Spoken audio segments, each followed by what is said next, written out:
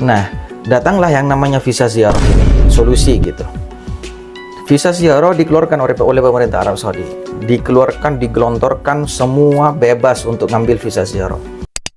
Semua berjibun dari kuota haji reguler, antara kuota haji reguler dan antara haji dan antara visa ziarah itu nyampur di sini, teman-teman. Gini, ini antara jebakan atau memang hal yang terbaik antara reguler dan antara yang haji visa ziarah ini atau haji ilegal ini, backpacker lah artinya.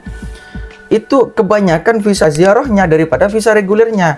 Apa? Pemerintah Arab Saudi merugi dong. Iya kan?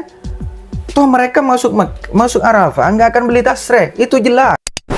Jujur tolong disampaikan kepada kami, berapa sih kuota haji reguler yang terpakai sesungguhnya? Orang puluhan tahun antri, Pak. Kalau Bapak hambur-hamburkan itu kota, dosa kita, Pak. Itu maksud saya. Assalamualaikum warahmatullahi wabarakatuh. Jumpa lagi di channel Faris Alfian. Apa kabar teman-teman semua? Semoga baik-baik saja dan selalu dalam lindungan Yang Maha Kuasa. Haji tahun 2024. Sebentar lagi kita akan melaksanakan haji tahun 2024 atau 1445 Hijriah. Pada tahun ini pula semua kuota diluncurkan oleh Arab Saudi, ya, baik dari maksud saya visa, baik dari visa ziarah, visa multiple, visa furodah, visa haji reguler, ataupun visa-visa lainnya, semua diluncurkan, semua digelontorkan oleh pemerintah Arab Saudi. Ini mengupayakan untuk semua, artinya semua berhak untuk masuk Arab Saudi, baik yang ingin berziarah ataupun yang ingin hanya umroh ataupun yang ingin niat haji, semua oleh pemerintah Arab Saudi dikeluarkan visanya. Teman semua, saya ingin menyikapi tentang hal ini, teman-teman semua. Sekarang di Arab Saudi bukan kita nggak ngomongin tentang masalah berapa kuota yang dikeluarkan, berapa kuota yang masih mandek gitu.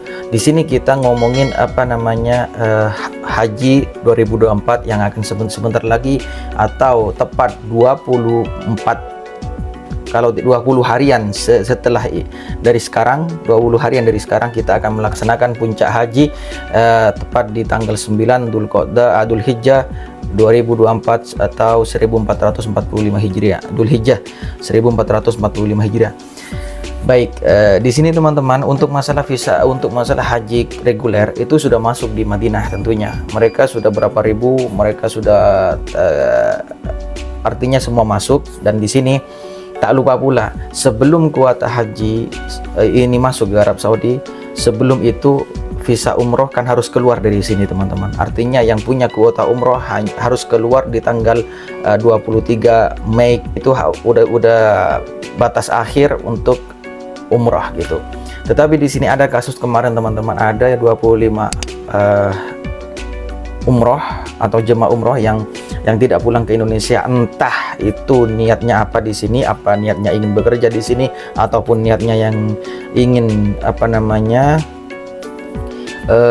berhaji di sini. Tapi menurut saya di sini tuh sudah jelas, ini bukan ditutup-tutupi lagi. Ini udah jelas mau melaksanakan proses haji di sini. Entah itu yang resmi atau enggak resmi, mereka nggak pikirin, yang penting mereka bisa berhaji di sini. Nah, di sini yang saya khawatirkan begini, teman-teman. Visa haji reguler, orang ngumpulin uang seperak, 2 perak, ataupun 1.000 rupiah, ataupun berapapun itu, mereka dari Indo ingin berangkat haji ke sini dengan sukacita gitu. Artinya dengan sungguh-sungguh menabung uang demi uang itu untuk dikumpulkan untuk berangkat haji ke Arab Saudi atau ke Mekah ya. Tetapi oleh pemerintah kita itu ditahan dengan apa? Dengan dikasih jangka, artinya berapa kuotanya mereka di situ. Untuk daerah masing-masing ada yang nunggu waiting listnya, itu ada yang 25 tahun, ada yang 10 tahun dan seterusnya gitu. Nah, datanglah yang namanya visa ziarah ini, solusi gitu.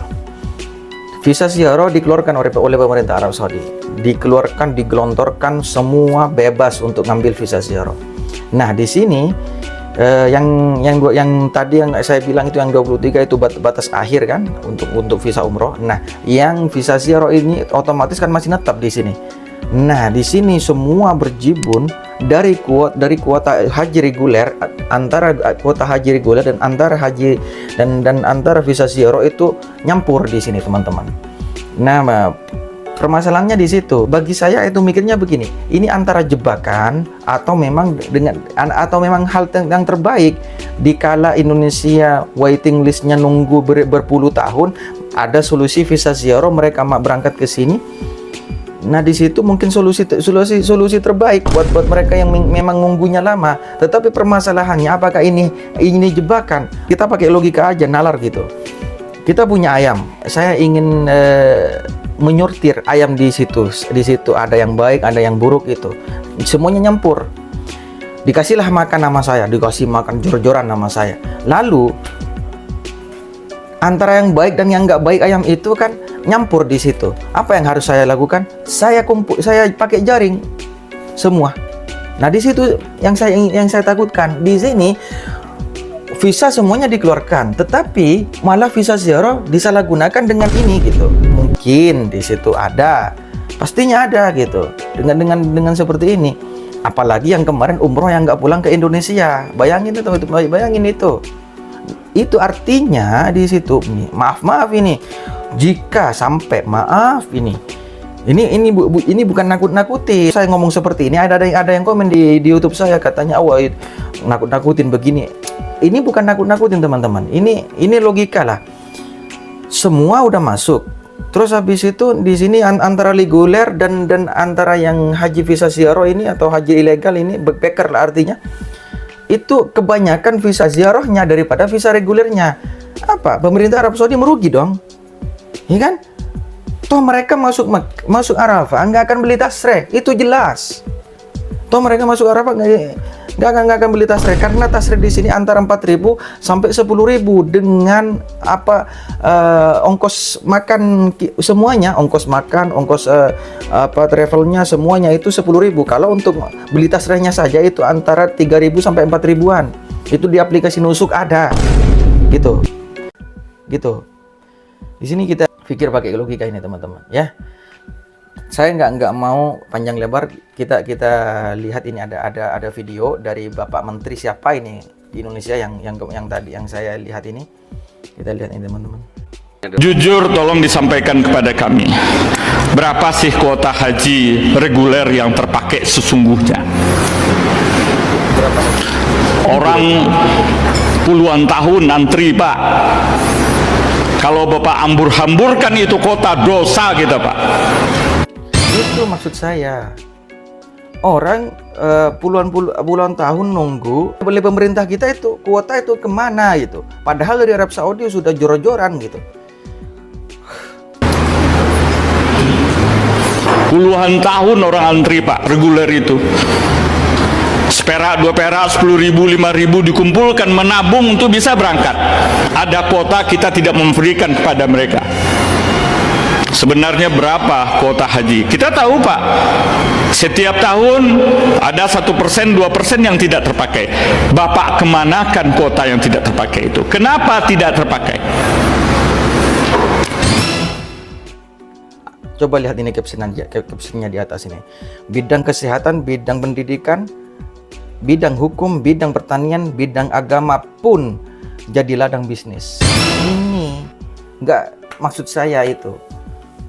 Semua hanya cari makan di sini, hanya mementingkan perutnya sendiri. Saya nggak mau mengkritik pemerintah, sudah lelah saya. Dibilangnya saya sok kritis, tahu nggak?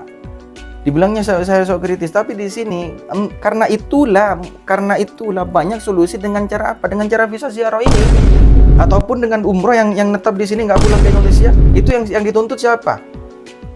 Travelnya, iya kalau travelnya resmi. Yang dituntut apa? Muassasahnya. Dan muassasah di sini itu kan atas nama Arab Saudi. Dan ketika muassasah kena tuntutan, otomatis yang jadi inceran itu semua yang visa ziarah ataupun visa non visa ziarah. Kalau visa ziarah masih di sini itu masih antara resmi karena jangka bulannya masih ada. Cuman kalau visa umroh Kalau visa umroh kan batas akhir tanggal 23 Mei. Udah jelas di situ. Pemerintah Arab Saudi udah mengeluarkan undang-undang. Lalu di sini apa? Gitu. Ini kita pakai duit umat nih. Kita nggak mau kejadian seperti Musdalifah terjadi lagi, Pak. Waduh, sedih, nangis itu, Pak. Nah, yang tahun lalu itu kejadian Musdalifah itu busnya terlantar di Musdalifah itu nggak artinya bukan busnya, apa jamaahnya terlantar di Musdalifah karena busnya lebih banyak nyari ceperan gitu. Saya nggak tahu, saya nggak ngomong ini semua gitu, tapi kebanyakan lah gitu. nangis itu. Karena apa? Hari sudah jam 2, Pak. Melihat ada bus 2 nongkrong, didatangin busnya, antarin kami ke tenda. Wah, saya nggak bawa rombongan Anda.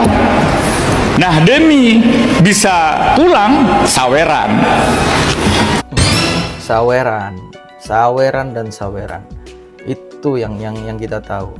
Kalau nggak ada pelicinnya ini, padahal itu kertas, tapi kertas sampai jadi semua ingin mati gara-gara kertas itu. Aduh ya Allah. Ini fakta, Pak. Saya ikut saweran. Saya balikin, Pak. Saya ikut sawer atas Bapak telah sawer. Jadi mohon tragedi Musdalifah jangan terjadi lagi, Pak. Tolong, Pak.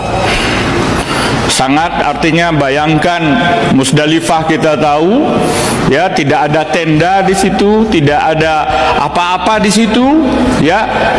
Jamaah haji sampai jam 2:30 masih ada di sana. Ini yang menjadi ladang bisnis beneran gitu. Ini janganlah sampai terulang kembali ini. Mobil selawat itu banyak yang tidak terpakai. Buang-buang uang jatuhnya. Teman-teman, kita telaah lagi di sini. Saya sudah bilang di video sebelumnya bahwa denda 10.000 begini. Yang anterin masuk di Arafah itu kalau sampai ketahuan itu kurungan 6 bulan plus 50.000 rial. Sudah dikasih tahu pesan lewat HP gitu.